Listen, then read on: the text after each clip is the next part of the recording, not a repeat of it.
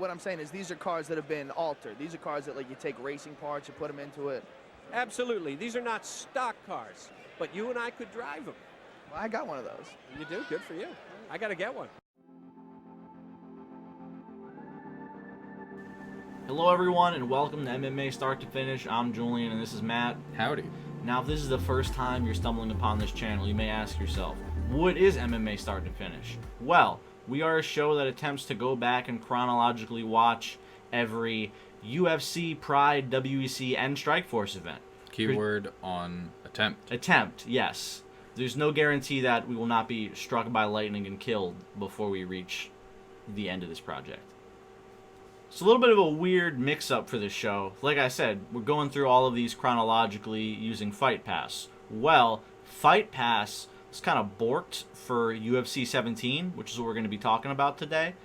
It doesn't display it under the year 1998. For those of you that use Fight Pass, you can just go on there, click on a year, and it displays all the events they have for that year. UFC 17 is conspicuous by its absence, and I caught this before we got a lot further. So we have a theory about why this card doesn't just show up and you have to manually search for UFC 17. The theory is that the main event, and I say main event with air quotes tonight, wasn't technically the main event of this event. It was technically the main event of another event, but more on that later. Today we're in Mobile, Alabama, or Mobile, Alabama. Any Alabamans can feel free to correct us on our pronunciation. Just eviscerate us. We're at the Civic Center as well. This card was titled UFC 17 Redemption. And for once, the titling actually makes a good bit of sense. Who's being redeemed? Well, here we see the return of Mark Coleman and Tank Abbott, who we last saw getting defeated. So this is their chance to reclaim the mantle.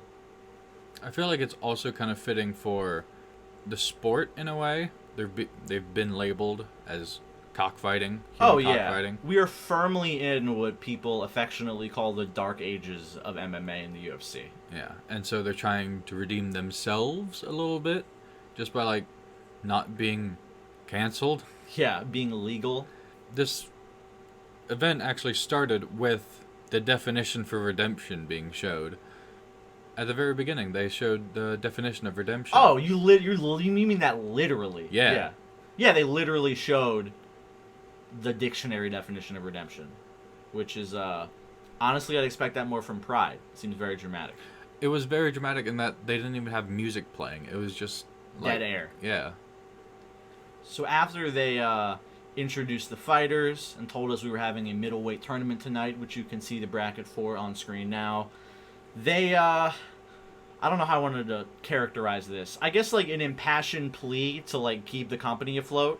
They basically, and we'll hear this a lot, they're like, please call your cable provider and tell them you want them to keep the UFC. Yeah. And they mentioned it a couple times throughout the night. And it wasn't just a passing comment. It was, like, a point they made to be like, hey, we might not exist if you don't put pressure on your, like, ISP, basically. Yeah. And they also promoted their website and their merch in general, like, buy this, or we will not exist. Or we die. Yeah. We want to keep our jobs.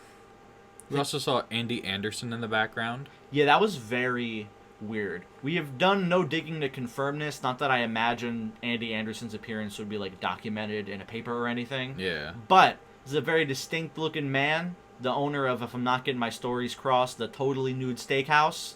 Yeah, that sounds like him. Decided to take in the fights from the other side of the barrier this time. Joe Rogan is also back as our interviewer, I suppose. Yeah. With 2 watches. Yeah, we caught that at the end, which is just like a weird little note. He needs to know what time it is. You know, the only thing I can imagine that would be for is, I imagine at that time period and no time period, Joe Rogan lived in the same time zone as Mobile, Alabama. It's possible. So, like, maybe he had a watch for, like, I'm here in Alabama, and his other watch was like, this is what time it is where I live. And that sounds like dumb bullshit to somebody with a cell phone, but they didn't exactly have smartphones in 1998. You could also just, like, add or subtract a few hours. Why do you gotta do math, bro? Why do you get math involved here? Just wear 2 watches, make it easy. That's so much money. In the first fight of the evening for the middleweight tournament, we had Dan Henderson making his UFC debut, taking on Alan Goes. I'm not 1,000% on that last name. Could have sworn it was Goes, but upon seeing the accent on the O in his Wikipedia entry, I could be wrong. Now, Dan was a amateur wrestler, not of the Olympic variety, like some we'd seen before this, but he did have a good bit of success in the Pan Am Games and the World Cup.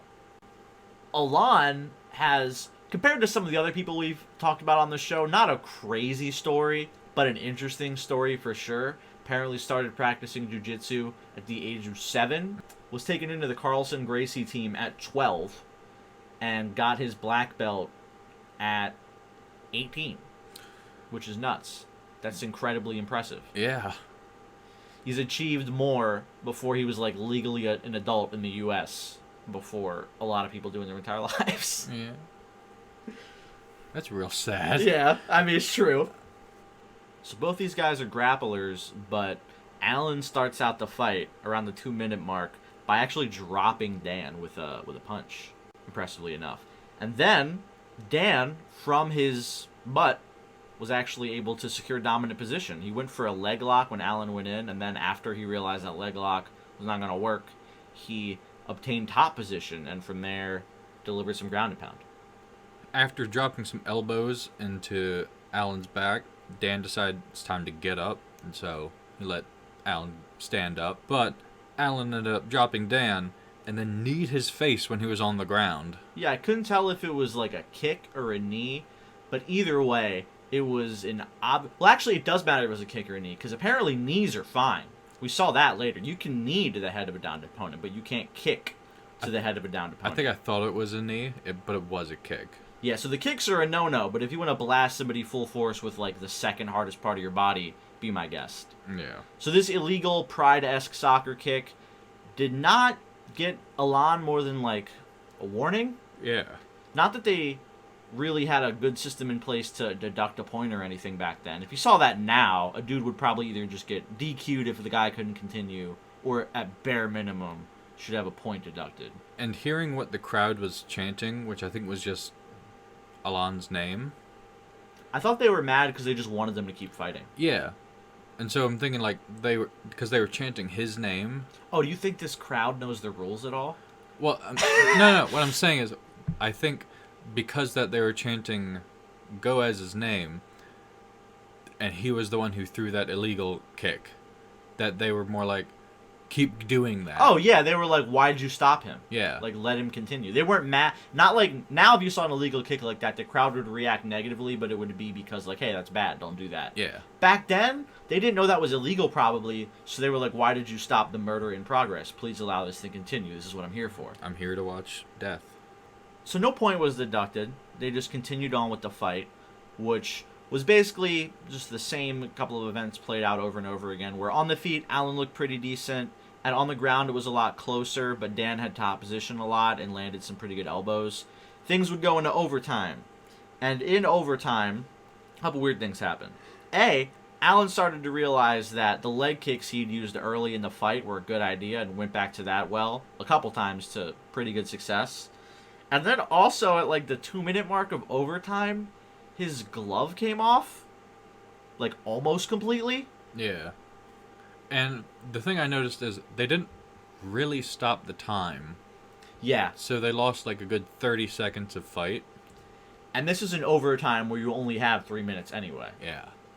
We should also note, this wasn't the only time tonight we saw somebody's glove basically come apart.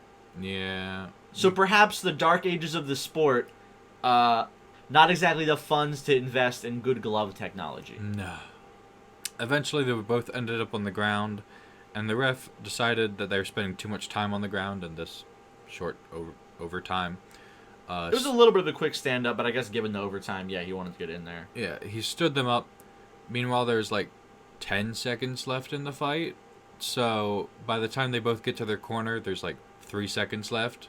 Both fighters kind of look at the ref, and the ref's just like, stay over there. Just like, it's done. Whatever. Yeah. My bad. And eventually, then we have the whale sounds that end the fight. I actually completely forgot about that until you just said that right now. Yeah. Instead of the usual air horn you would hear at the end of every fight, You were treated to that delightful ocean noise. Here's my theory. So we noticed they actually just gave a bunch of fans air horns, or fans brought air horns in with like little to no security or policing of that. Yeah, we just hear them going off throughout the night. Which is crazy, A. And B, you can't use the air horn to signal the end of the round. Yeah. So you have to play recordings of orcas to signal the end of the round, apparently. Yeah. So the fight ends, and Dan is announced the winner by decision. Unanimous decision. This was a close fight, and you said you actually thought Alan had won. I thought he had. Dan kept getting bopped and dropping. On the feet, I definitely agree with you. I think Alan gave it to him there. And the one thing that I think about when I see that decision is, are the judges taking into account that illegal kick by Alan when they judge the fight? Because that not even existing, it was a close fight. It could have really gone either way. But if you don't have like a real way of punishing him by deducting a point, then I guess the other way that would bear out would be the judges would just have that in mind when they're rendering their decision. And I'm sure, or perhaps I'm not sure, some of the judges were like, well, it was a close fight, but this guy threw an illegal strike, so I'm going to give it to the other guy. True. That is possible, True. but judges have never been held accountable or had even a modicum of transparency, so the world may never know. In the second fight of the opening round of the middleweight tournament, we had Carlos Newton taking on Bob Gilstrap. Now, we actually just saw Carlos Newton on this show last time when we watched Pride 3, where he took on Sakuraba. This is one of the rare times where we're actually watching things in kind of reverse chronological order because of the weird Fight Pass library mix-up. So Newton actually had these fights at UFC 17 before Pride 3. But given our weird circumstances, we're talking about this one second.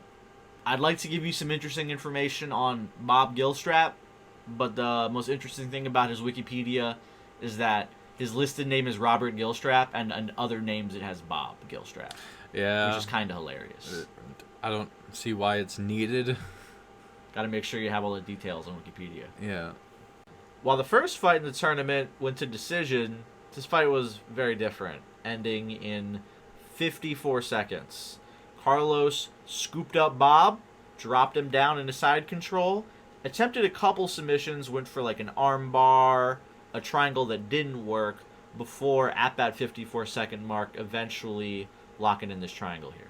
Yeah. And we kind of see Bob's head get a little bit purple. You do see that a lot with chokes and men who don't have the most noticeable amount of hair. Yeah. He tapped in time to be able to, like, not go unconscious. Keep his consciousness, yes. Yeah.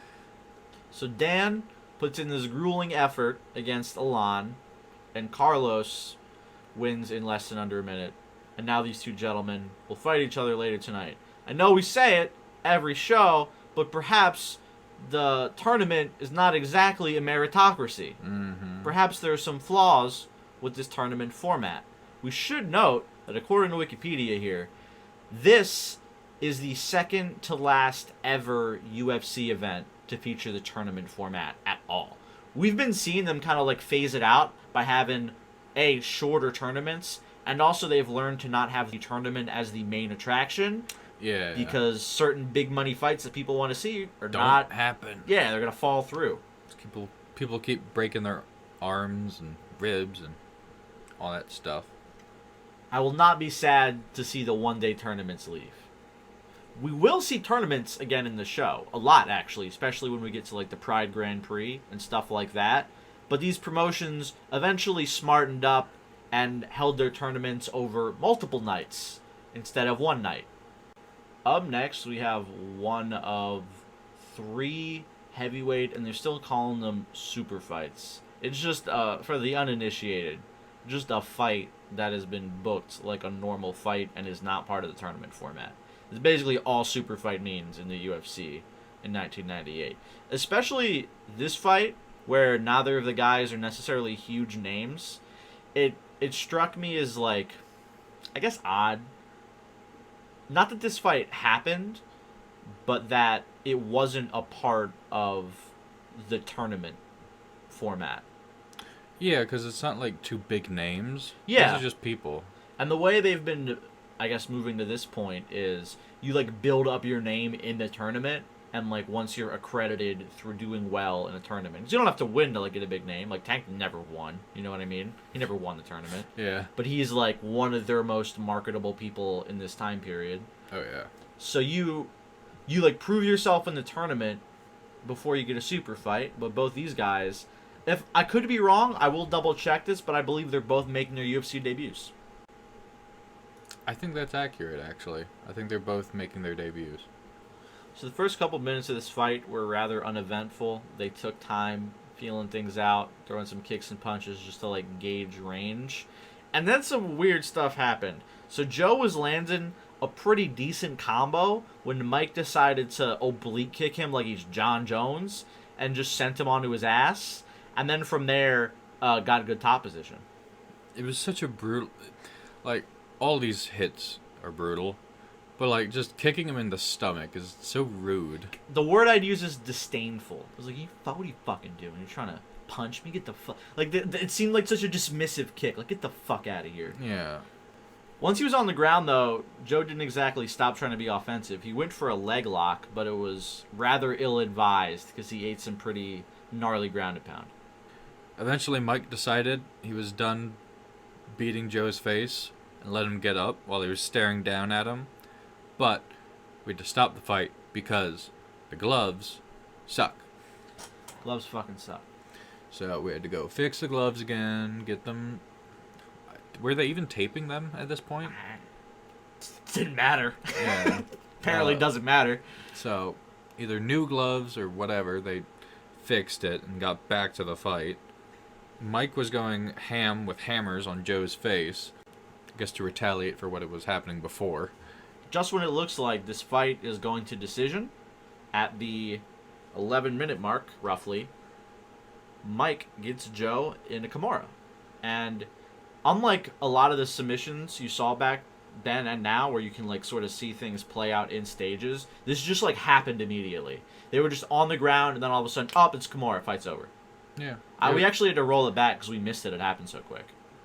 In the second heavyweight super fight of the evening, Tank Abbott is here for redemption, taking on Hugo Duarte, the Lucha Libre practitioner, who, before we get into this fight, we have a fun story about another fight Hugo was in prior to this that's more notable.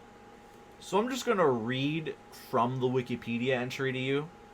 Hugo Duarte is also famous for his beach fight in Rio against Rickson Gracie. At the age of 20, was famously confronted... The grammar in this is awful, I should note. Duarte was confronted by Rickson and his friends at Pepe Beach in Brazil in 1988. Rickson arrived with 50 followers to the beach. 50? Jesus. The crowd, including other Gracies, etc. This is the part of the Wikipedia story that's a little weird. Apparently, he was offered a handshake by Duarte, according to Wikipedia, and Rickson proceeded to slap Hugo in the face, and a fight started. And I actually just heard about this story. Joe Rogan had his jiu-jitsu instructor on his podcast a couple days ago, and he was there at this event, and they also had like footage of it that they showed on the podcast, and he was talking about it. I didn't hear the part about Hugo coming up to like shake his hand and he slapped him. That seems a little weird, but I definitely did hear him talk about how they all formed a human circle so that they could fight one-on-one on the beach. Two things. One, I would never want to fight Rickson Gracie. Yeah. The scariest of them. The scariest of the Gracies. Yeah. Two, on the beach. That's gotta suck.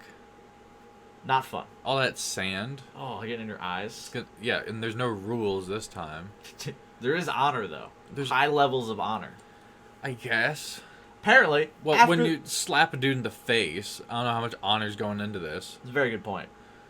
Apparently, after the fight, Hugo, quote, went to the Gracie Academy with a number of people to confront Rickson. Oh, no. The result was the same, with Rickson winning this time in a parking lot.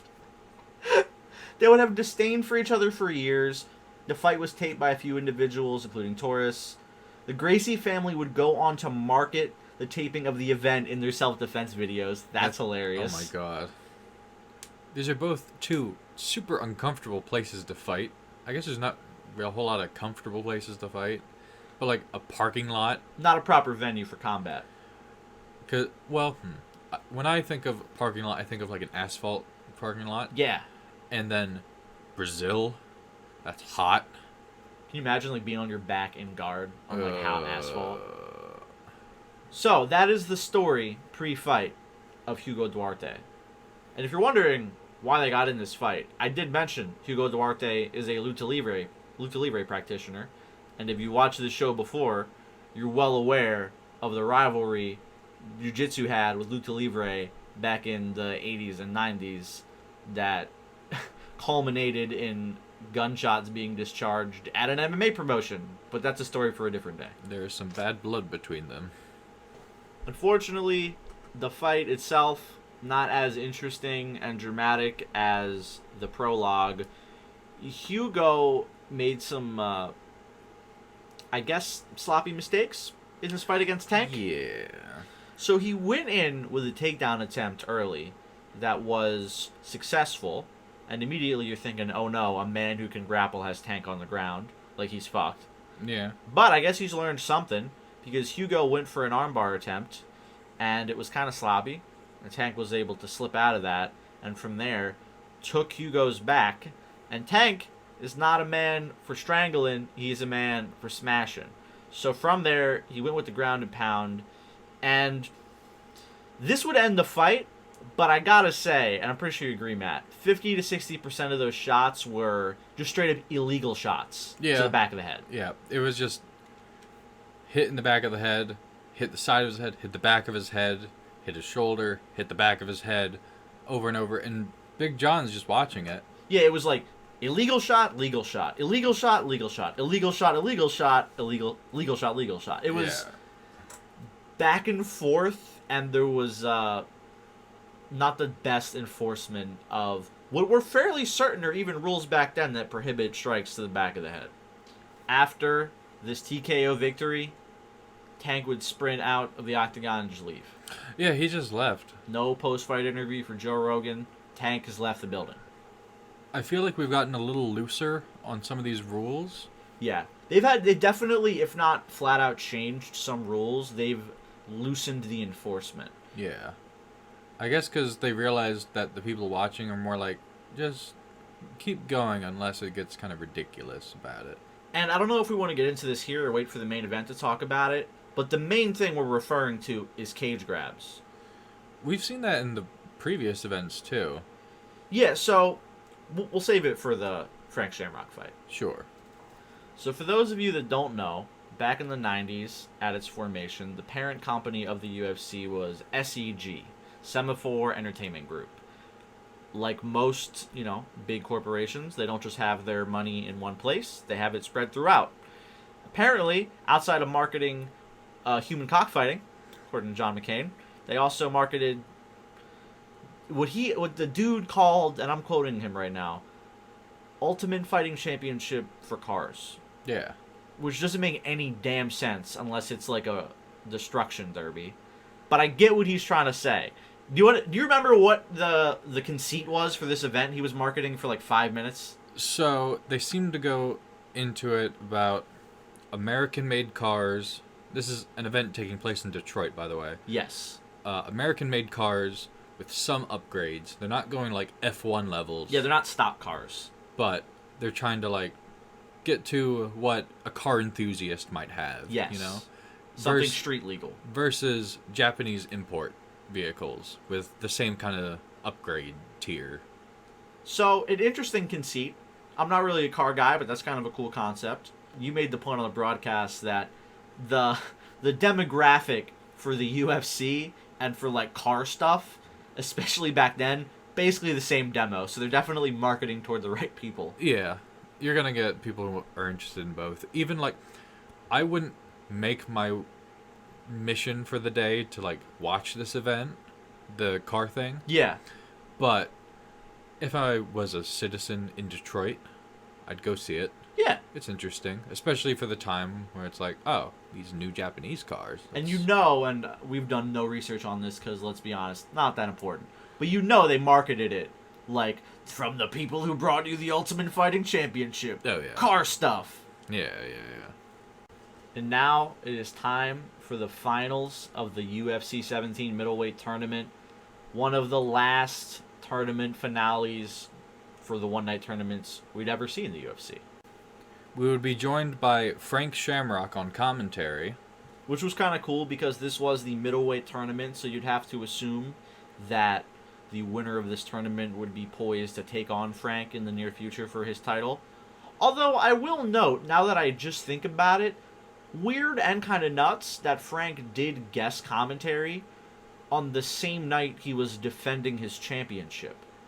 I mean, might as well. He's there. I guess, but like, Daniel Cormier does commentary for the UFC now. When he's defending the heavyweight title of the world in like a couple weeks, he's not going to be calling all the fights there before he goes into the back and changes into his, his night job to fucking fight Stipe. You know what I mean? Yeah, but I feel like they're more spur of the moment back at this point in time. Oh, the sport is, as far as like how much commitment and focus you have to have in the sport, much lower level than 2019.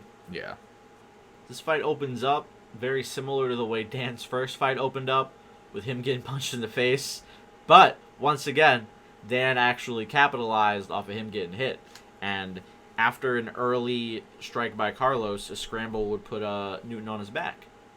Once he got him on his back, Dan followed up with some nice elbows. And I gotta say, a lot of the ground and pound we've seen on these old cards has mostly been just like hammer fists or fist.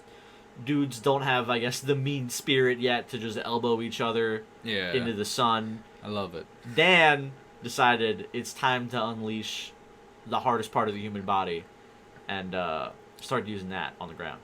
Just bringing out the arm knives. So while he was beating him up on the ground, I believe there was a stand-up. Yeah, there was. There was a stand-up, and after they got stood up, we learned that apparently Carlos forgot his mouth guard. Like, at all. Yep. He didn't lose it between rounds. He just never put it in. Yep. And they had to adjust his gloves. Of course, naturally. Because these gloves are awful. His gloves suck. So while Carlos did have some success early with his takedowns, once they were clinching on the feet at around the 4-minute mark, Dan decided to teach everyone what Muay Thai was, apparently, and just start kneeing Carlos in the forehead. It was real brutal. It was quite a few, too, and I guess it was because they landed up at the top of the head, not near his jaw, but they didn't put Carlos out, really. They were just sort of mean-looking knees that looked scary. While we're watching it, it was probably shorter than what it felt like, but he was kneeing him for a long time in the face. Oh, yeah, it wasn't like one or two knees. It was like a solid 15-second chunk of the fight where he was just kneeing him in the face in the clinch. Things would again go to the ground. And a lot of the end of this regulation period, we would just see Dan kind of existing in Carlos's guard, getting some good strikes in there. And Carlos going for some submission attempts that were ill-fated. But it wasn't without one interesting moment, at least to me, where Dan is in Carlos's guard, but picks him up and then drops him down. Yeah, like a couple inches and then just pops him back down. Yeah. Which I don't know if it really did a whole lot, but it was interesting. The idea behind it, and it is sort of like a strength move, you know what I mean? It's not a very technical maneuver, but I guess the idea behind it is like lift him up and slam him down. You're not going to do any real damage, but maybe you'll like break the grip somehow, and you'll be able to advance. Like you'll create a scramble by doing that. But did look funny, that's for sure. Might impress the judges a smidge. True as well. Speaking of the judges, this fight would go past the regulation period. Once again, we would see Dan in overtime. So the overtime period started with Carlos actually going for some leg kicks, which he may have wanted to implement a little earlier in the fight, especially considering that the other human Dan had to fight tonight used quite a few leg kicks, and they seemed to be working pretty well, so good strategy there. Again, Carlos would rock Dan with a good strike, but Dan would recover and take Carlos down. Carlos was going to take it just sitting, though. So he tries to get a key lock on Dan, but he's on his back, so it doesn't really work too well. And Dan straightens his arm out, and he stops trying at that point. Powers his way out of the submission attempt. Yeah. So the fight ends, and once again tonight we would go to the judges' scorecards. And this time, even though personally I thought Dan won this fight more convincingly than his first fight with Alan, this one was a split decision. Yeah. One of the judges actually scored this fight for Newton. And what's interesting is they didn't say unanimous decision earlier. So I guess that's just implicit that it's unanimous at that point. But anyway, this being a split decision kind of threw me off guard. I don't know about you. It was the first. It's the first one I can remember for this time period.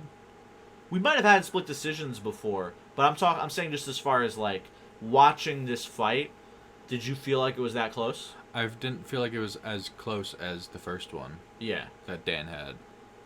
So after this fight, and before what they had branded as their main event of the evening in Mark Coleman versus Pete Williams, we would be advertised the UFC Night of Champions. Now, the Night of Champions is not an actual event. What it is basically like a greatest hits compilation super show that they were doing in July, and this event was in May. Now, what was very weird about the Night of Champions is that while all the first fights they were going to show you were old fights, obviously, as part of a greatest hits thing, the very last fight they would show that night was actually a new title fight. And that left me scratching my head like, are they really just going to hold an event to, like, have one fight and put that on the card? And what I suspected was that they were actually just going to have this fight tonight and not air it as part of the UFC 17 telecast and just tack it on at the Night of Champions months down the line, and we'd be proven correct. The Frank Shamrock title defense against Jeremy Horn was just tacked on to the end of this card on Fight Pass. And perhaps this is why we got some wires crossed when we were trying to find it in the library. I guess. I don't feel like they'd be so ashamed that they wouldn't include it in the year. Well, I don't think that's it. I think what it is like, you're including, like, technically, you're including footage from two separate events, so maybe, like, that are, like, dated differently. Yeah. Even though they shouldn't be. So it just doesn't show up in the dated format? Yeah, that's my only suspicion about why that may be.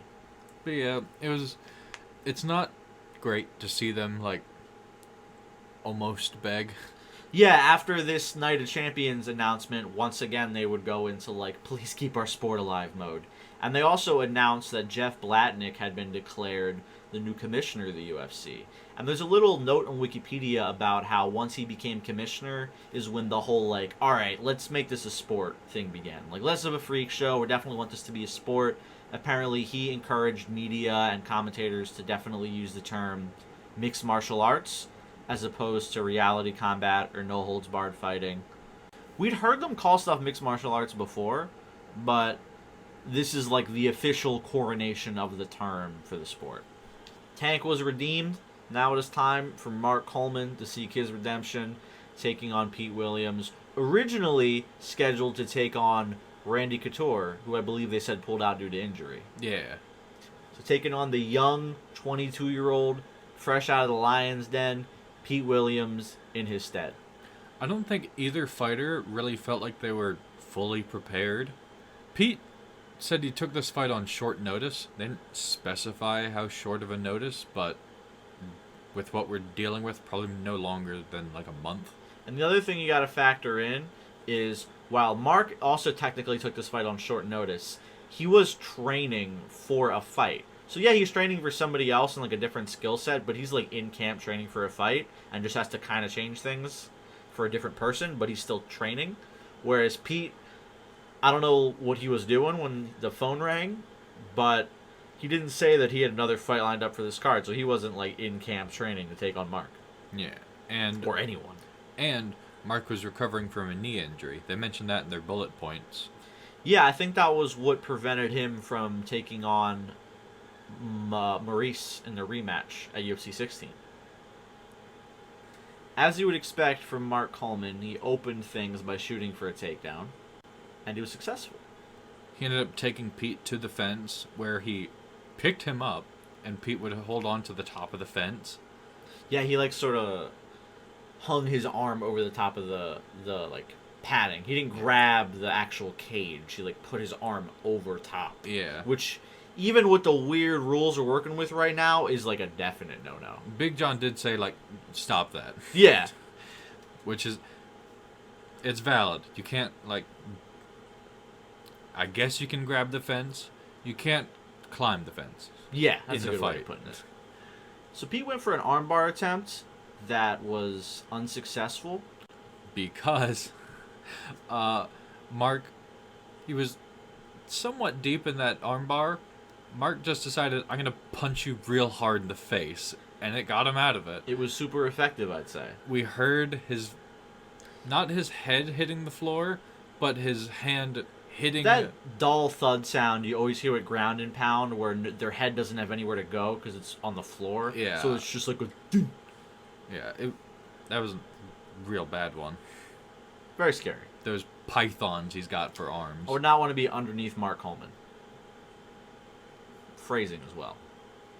At this point, Mark is in Pete's guard, and I was getting real antsy because there were so many opportunities for Mark to get a key lock or a Kimura on Pete, and I don't know if he really knew if he could do that. I mean, by now you'd have to imagine Mark has at least seen. He's seen these them for submissions sure. before. He's probably been almost submitted with them before, and too. I'm sure he does them in training too. But I guess when you're like in the firefight, you just go back to your instincts, and his instincts are me smash, me hammer. Because he had perfect opportunities where his left arm would be holding Pete's left arm, and his right arm is totally free, and Pete's right arm is Like just pinned underneath him. Yeah, and he could just crank it with those massive arms he has, and potentially break it by accident. Yeah. But he just decides, I'm going to punch you in the face instead. Not quite as well rounded as he'd like. Yeah. And so we end up getting them stood up before anything great can happen. And once they were stood up, Pete decided to go for what previously had been a very effective technique against Mark. And those are leg kicks. He'd seen Maurice chop him down to take that UFC title, and decided to take a page out of that playbook and went for some pretty nasty leg kicks around the 7-minute mark.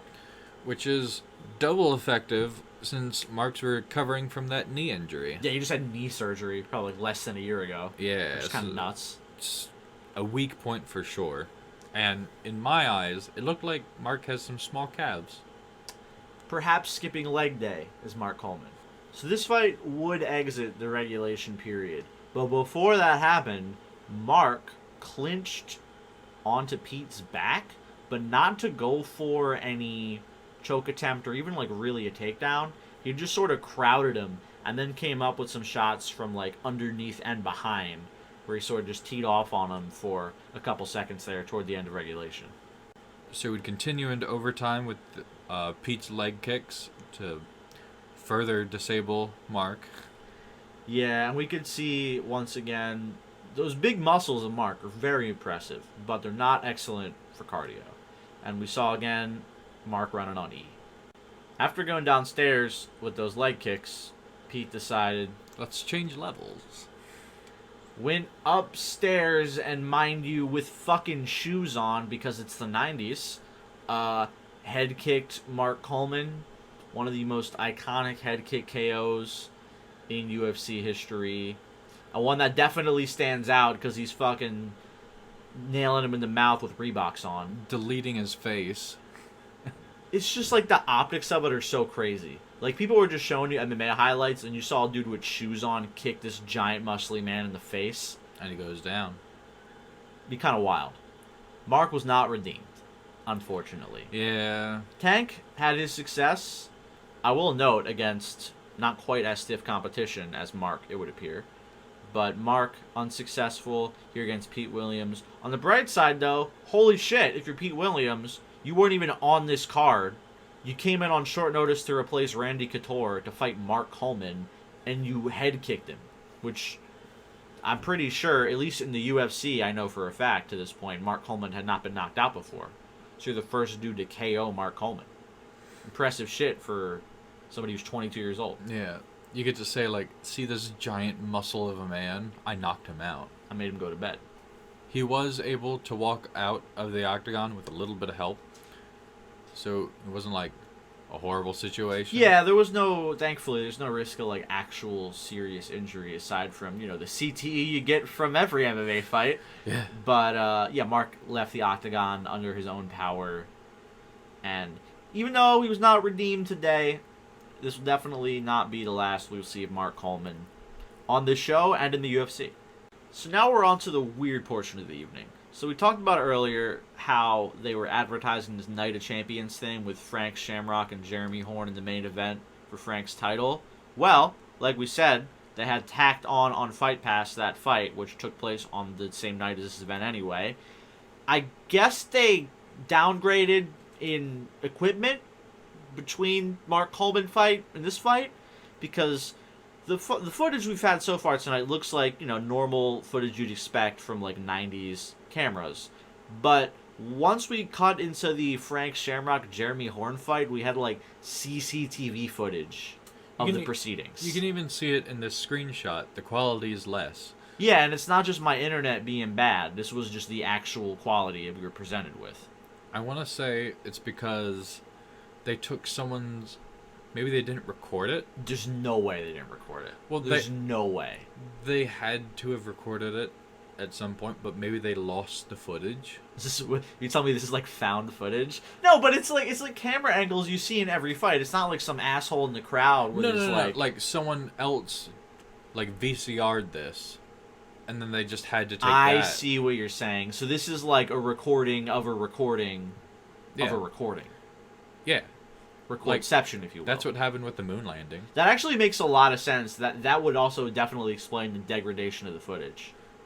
Did you know that about the moon landing? I know that the footage looks weird. I did not know it was because it was like cycled through multiple recordings. I forget the exact... I'm gonna fuck this up real bad. But it was like, they lost the original recording, and so I think because of where the Earth was positioned, they got the recording from Australia because the signal was going to Australia first. Oh, that's so funny. And so they had a recording of the TV. That's why it looks like that. Yeah. I could be fucking this up. I'm sorry if I am. This is what I am trying to remember. Fun, potentially spurious science facts here on MMA Start to Finish. Yeah. So, maybe this is just a VCR recording that they had to get from someone. It's about the most likely explanation I can come up with. At this point, they probably weren't even sure if they would have another event.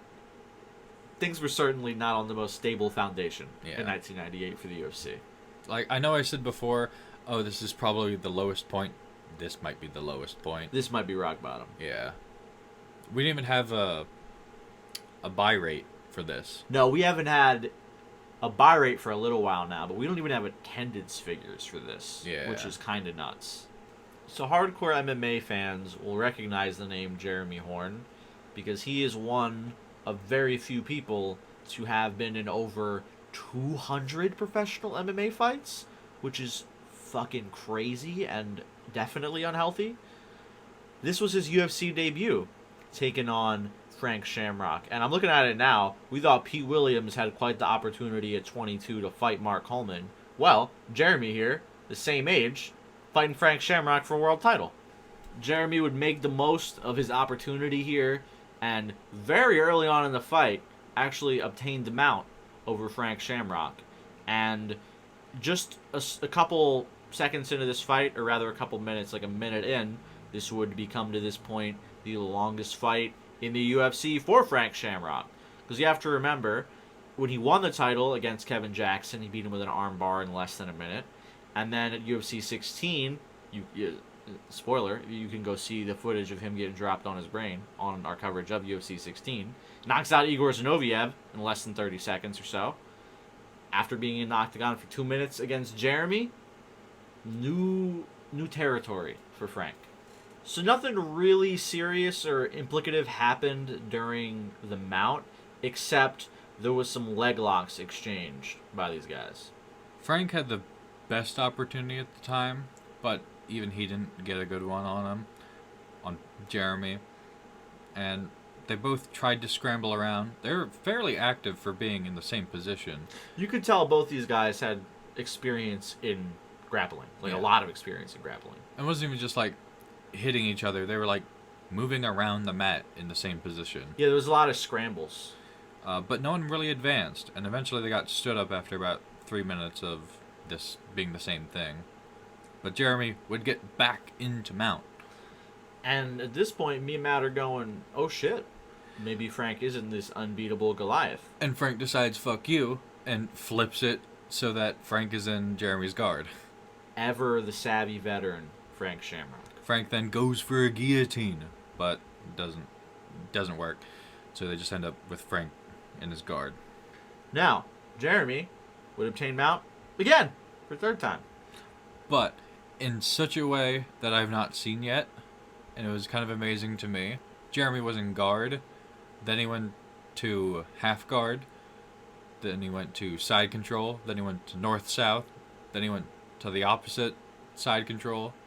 He went around the clock, if you will, in Yeah. all the various positions before he got into mount. And then back into mount. So now that Jeremy's back in mount, he doesn't get a whole lot of time to really use this because he gets stood up. I guess he had worn the patience of Big John thin. Was just straight up a bad stand-up. Yeah. I have actually the timestamps in my notes, which are off by a couple seconds, but he definitely didn't have mount for more than a minute before Big John stepped in. It felt like 30 seconds to me, but you're probably right with your timestamps. At most a minute. Yeah. I'm saying at most. It could be closer to 30, 40 seconds, but like tops a minute. Yeah. So, you gotta give him more time than that.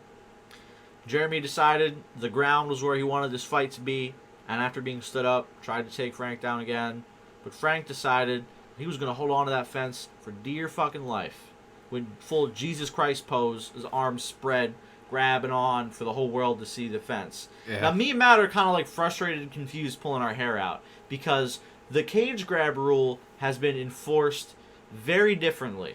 So originally, of course, in the UFC, there was no rule against grabbing the cage. We saw how that worked out with Tank just stalling for an entire fight on the fence. Yeah. Then they made the rule you could not grab the cage at all, which Big John enforced very strictly, screaming at fighters, let go of the cage, knocking their hand away. Yeah. Now, It's fine again? whatever. Yeah. Yeah. Like what? It wasn't earlier, we should mention earlier, when Mark had Pete on the floor, or this actually may have been in the first heavyweight fight of the evening. Point being, there was a fight earlier tonight where somebody had their opponent grounded and with their hand kind of sneakily hooked their like finger or two through the fence just to like hold them in place, which is not legal now, but a much different infraction than like stopping a takedown. So I thought, oh, maybe it's just like you can't grab the fence to prevent a takedown. But it was plain for the universe to see. You can apparently grab the fence. Not only did he grab the fence, but It was the Jeremy only- looked at Big John, and Big John said he can do that. Very weird. And no... The thing that would make this way less confusing, obviously, would be if commentators clued us in that this rule is going to be enforced slightly differently. But honestly, they didn't even really react or make note to the fence grabs in terms of like the legality of it. And like of all people, I'd expect Mike Goldberg to go listing the rules again, Yeah. which he's done throughout this event and every event he's been in so far. So like many of the fights on this card, this fight too would leave regulation. But because this was a championship fight, the regulation period was actually 15 and not 12 minutes, and they got 3 2-minute overtimes at the end. This unnecessarily confusing bullshit system has thankfully left us, but this is how rounds work in 1998, and I'll just say it, I'm glad we at least have rounds of any kind, or time limits. Looking at you, Pride. Finally getting Frank off the fence, they ended up kind of falling both onto the floor. But one of Jeremy's legs ended up between Frank's legs, and Frank was like, "Oh, I'll take This this." knee bar is just sitting here for me real nice. Yeah, and pulled that back. Jeremy knew real quick. It was interesting because I couldn't quite see what happened with the CCTV footage we have here, but it definitely Jeremy didn't have hooks in or like a body triangle like you'd see now when somebody is on the back. I couldn't quite see where his legs were, But I found it really interesting that from being back-mounted, Frank was able to end the fight with a submission. That's impressive stuff, A.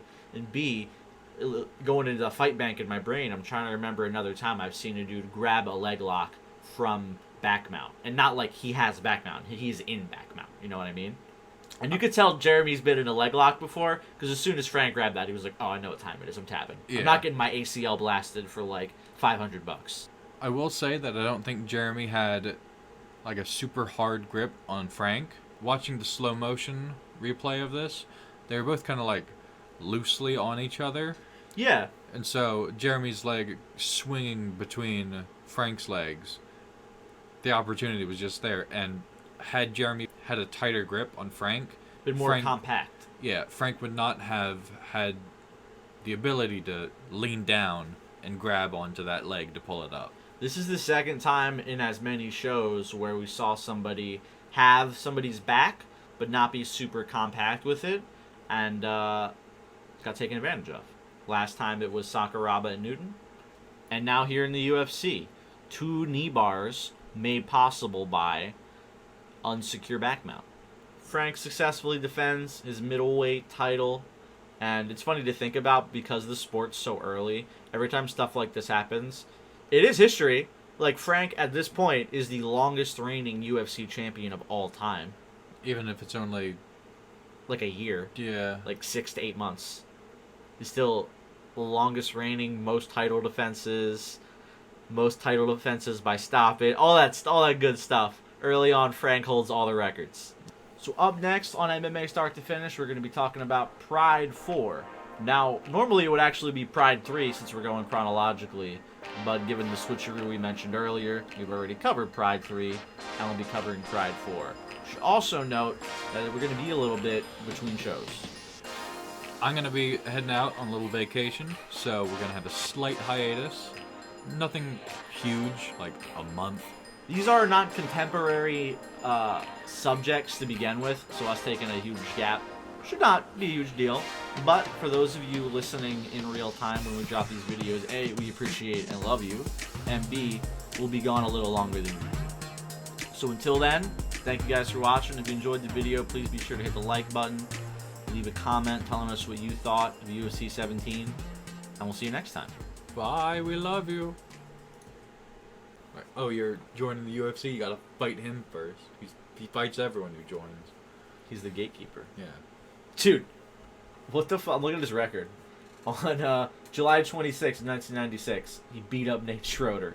On September 1st of 1996, he beat up Nate Schroeder. In his next fight. Yo, I wish I could click on that dude's name to see if he just was like, fuck this sport, and retired immediately after that. This guy keeps beating me up. Fuck this, I'm tired of Jeremy just following me around being an asshole.